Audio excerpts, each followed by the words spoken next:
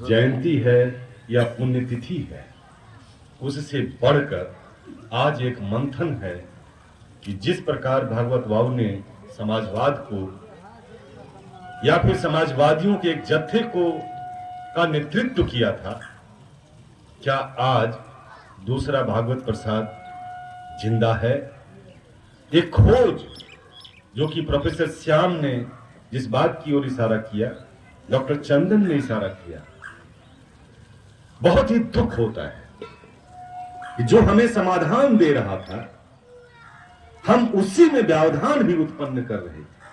और अंतिम इशारा डॉक्टर चंदन का कि हम अगर समाजवादी हैं तो फिर पूंजीवादी कैसे हो सकते हैं? अगर हमारे एक हाथ में लाल झंडा है तो दूसरे हाथ में भगवा झंडा कैसे है? ये दो चीजें एक साथ आज लोग महसूस कर रहे हैं। दो तरह की नीतियां। मजदूर कल तक मजदूरों की बात कर रहा था और जब उसके पास में दो पैसे हुए तो वो मालिक बनकर वह पूंजीपतियों की तरह बात करने लगा। ये जो दोहरे चरित्र हैं, ये भारत में देखे जाते हैं।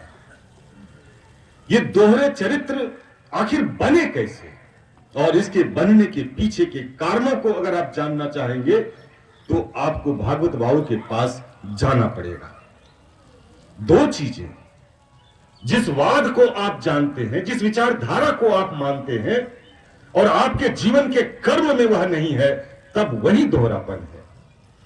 उस दोहरेपन को आपको देखना होगा और आपको बहुत करीब से वैसे लोगों को बताना होगा कि ये तुम्हारी गलती है। अगर आप प्राचीन काल में जाएं, महात्मा बुद्ध पैदा लेते हैं और उन्होंने एक दिशा दिखाई। मध्यकाल में आइए, संत कबीर आते हैं, रैदास आते हैं और वो एक रास्ता दिखाते हैं।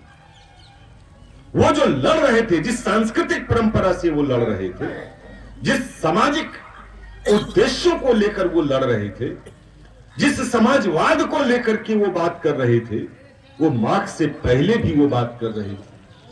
बेगमपुरा की बात रैदास करते हैं कि सबको मिले अन्न, सभी सुखी हों, जो कि बाबा साहब ने अपने संविधान में भी इसको लागू किया। बुद्ध कहते हैं कि हमें उस बात को नहीं माननी चाहिए जो परंपराओं से है। हमें इसलिए भी नहीं माननी चाहिए कि सभी लोग मानते हैं और इसलिए भी नहीं माननी चाहिए कि हमारे परिवार की मर्यादा है, बल्कि किसी भी बात को मानने से पहले हमें इस बात को तर्क की कसौटी पर कसना चाहिए कि ये सही है या नहीं, फिर हम माने। क्या हमने इस बात पर गौर किया? न तो बुद्ध की बात पर गौर किया, न कबीर की बात पर और न रैदास की बात पर। आधुनिक भारत में आइए, डॉक्टर अंबेडकर के 3 गुरु हुए। उन 3 गुरुओं से ही संबंध आपके आज के सेमिनार का विषय भी है, माता सावित्रीबाई फुले का। डॉक्टर अंबेडकर के 3 गुरु महात्मा बुद्ध, संत कबीर और महात्मा ज्योतिबा फुले। आखिर अंबेडकर जैसा एक विद्वान आदमी जो कि विदेशों से पढ़कर आता है और अपनी धरती के 3 महापुरुषों को गुरु बनाता है, इसके पीछे कारण क्या हो सकते हैं? इन कारणों की खोज हमें करनी होगी और जब आप इन कारणों की खोज नहीं करेंगे तो फिर आप भागवत प्रसाद की पुण्यतिथि मनाइए या जयंती मनाइए, कोई फर्क नहीं पड़ेगा। मुझे तकलीफ होती है इस बात से कि जिस समय भागवत बाबू हम मिले, भागवत बाबू से एक गुरु के रूप में मिले, मैं कहा कि सर मैं आईएससी करके मैं साइंस करना चाहता हूं, साइंस पढ़ना चाहता हूं। उन्होंने एक बात कही थी जमालपुर प्लेटफॉर्म पे कि बेटा साइंटिस्ट तो बन जाओगे लेकिन समाज को समझे बगैर समाज को दिशा नहीं दे सकते।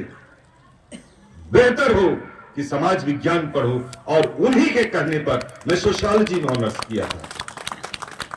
एक दिशा देने वाले लोग, और जब भी आपको दिशा देने वाले लोगों की कमी होगी आपका समाज भटकेगा। आज समाज क्यों भटका है? आप समाजवादी से पूंजीवादी कैसे हो गए? आपका समाजवाद किताब के पन्नों में क्यों आज सड़ रहा है, यह जवाब आपको अपने आप से ढूंढना होगा। इस जवाब को, अगर इस सवाल का जवाब अगर ढूंढना है तो डॉक्टर श्याम ने जो एक बात कही कि केवल आज पुण्यतिथि के दिन हम यहां जमा होते हैं, और वो इसलिए जमा होते हैं कि हम ललन भैया के साथ में हैं, सुमन सर के साथ में हैं, इनका चेहरा देखकर जमा होते हैं। अगर ये कल आपको नहीं बुलाएंगे तो मुझे पूरा यकीन है कि आप नहीं आएंगे। एक संस्था बनाएगी जिसकी ओर डॉक्टर श्याम ने इशारा किया। वो एक दिन नहीं, अनबरत चलने वाली चीजें हैं। भागवत बाबू को गए हुए आज 40 साल हो गए। 40 साल में क्या हम 40 भागवत बाबू पैदा कर पाए? यह एक सवाल है इस समाज से। और अगर हमने पैदा नहीं किया तो फिर हम भागवत बाबू की जयंती और पुण्यतिथि के मनाने के काबिल नहीं हुए। हमको यह बात सोचनी पड़ेगी कि क्या बुद्ध, कबीर, रैदास, महात्मा ज्योतिबा फूले या फिर प्रोफेसर भागवत प्रसाद यादव अवतार लेंगे? और अगर आपको अवतार में यकीन है कि वो लेंगे तो वो नहीं लेंगे, आपको अपने अंदर एक भागवत बाबू को पैदा करना होगा। वही उनकी सच्ची श्रद्धांजलि होगी। हम आते हैं यहां पर और क्या करते हैं? पुष्पांजलि अर्पित करते हैं, लेकिन उनके विचारों को नहीं। लेकिन एक बात ध्यान रखिए, लोग का शरीर मर सकता है, आप किसी के शरीर को मार सकते हैं, लेकिन विचार को नहीं मार सकते। अगर समाजवाद विचार है तो वो नहीं मरेगा। लेकिन जिस आत्मा और परमात्मा की बात करते हैं, अगर ये शरीर ही नहीं रहेगा तो आपका आत्मा और परमात्मा कहां रहेगा? वही विचार है।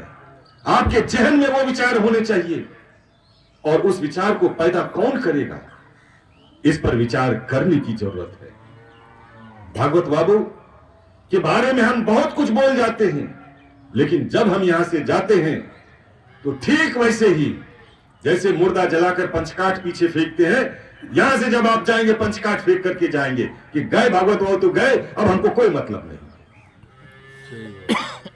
अगर मतलब है तो फिर मतलब से मतलब रखिए। आइए चलते हैं, एक बीड़ा उठाते हैं, एक ध्वजा उठाते हैं भागवत प्रसाद यादव का, और चलते हैं मुंगेर की गलियों में जो डॉक्टर श्याम कह रहे थे। अगर आप ये करते हैं तो भागवत बाबू की जयंती और पुण्यतिथि बनाने की जरूरत नहीं होगी, लोगों को बुलाने की जरूरत नहीं होगी। लोग स्वयं अपने घरों में, अपने इलाकों में, अपने मोहल्ले में बैठकर इस समाजवाद की बात करेंगे। प्रोफेसर भागवत प्रसाद यादव समाजवादी थे, लेकिन आज कितने समाजवादी? अगर आज नहीं है तो फिर आप मजार पे फूल चढ़ाने आए हैं, और क्या लेके जाएंगे? पंडित नेहरू से उनके पीए ने कहा कि सर आपने जो ब्लॉक खुलवाया उसमें तो सब लोग गप करते हैं। उन्होंने आश्चर्य व्यक्त किया कि भारत में, प्रखंड में लोग गप करना शुरू कर दिए। क्या आप गप करते हैं समाजवाद पे? आप देखिए कि 24 घंटे में आप कितनी बार समाजवाद को पढ़ते हैं, जानते हैं, बोलते हैं या फिर जीते हैं। मेरा एक चीज कहना है कि जब आप यहां से जाइए, जो जिन लोगों ने जिन बातों को लेकर आपके सामने कुछ रखा है उस पर जरूर चिंतन कीजिए, मनन कीजिए, तब जाकर के आपका समाजवाद फिर से जिंदा होगा। समाजवाद कोई हवा में लटकी हुई चीज नहीं है, वह जीवन से जुड़ी हुई चीज है। और समाजवाद यह भी नहीं कहता कि आप मानेंगे तो आपको मोक्ष मिलेगा। समाजवाद मुक्ति की बात करता है, मोक्ष की नहीं। मोक्ष की जो बात करते हो करने दीजिए, लेकिन अगर आपको इसी जीवन में मुक्ति चाहिए तो आपको समाजवादी होना होगा। जीवन में आप समाजवादी नहीं होते हैं तो फिर आप अपने आप से भी गद्दारी कर रहे होते हैं। दुनिया में सबसे बड़ा झूठा वो व्यक्ति होता है जो अपने आप से झूठ बोलता है, जो कहता है कि मैं समाजवादी हूं, लेकिन वास्तव में वो नहीं है। और जो वास्तव में नहीं है, फिर आप लड़ाई किसकी लड़ रहे हैं? मार्क्स तो पैदा हुआ जर्मनी में, लेकिन विचार उसके कहां फैले? रूस में, क्यूबा में फिदल कास्ट्रो, जिसने कि वहां लाल परचम लहराया, लाल परचम लहराया लेनिन ने, स्टालिन ने, और उसी परचम को लेकर चे गुवेरा निकलते हैं। पैदा कहां हुआ और मरता कहां है जाकर। जब तक यह जज्बा पैदा नहीं होगा तब तक आप समाजवाद की लाश पर चलेंगे और खुद अपने आप को समाजवादी कहते हुए एक लाश बनकर जिंदा रहेंगे। अगर आपको जिंदा रहना है तो रहिए, लेकिन भागवत बाबू की इस पुण्यतिथि पर एक बात गौर कीजिए कि अब समाजवाद को हम फिर से पैदा करेंगे। भागवत बाबू की पुण्यतिथि पर यह आप कसम खाइए कि हम जाएंगे तो समाजवाद के मूल्यों को लेकर के जाएंगे और हम जनचेतना फैलाएंगे। जिस दिन जनचेतना फैलेगी, ये जितने कर्मकांड हो रहे हैं, चाहे वो राजनीतिक हो या फिर सामाजिक, वहीं से उसका इलाज संभव है। वरना यह देश बिकने को है, बिक चुका है। आप देख रहे हैं, कल किसान को बेचेगा, कल आपको बेचेगा, और आप अगर आप बिकने के लिए तैयार हैं तो आपको बहुत बहुत मुबारक हो, लेकिन मैं नहीं और हमारे जैसे जो समाजवादी होंगे वो नहीं। बहुत बहुत धन्यवाद।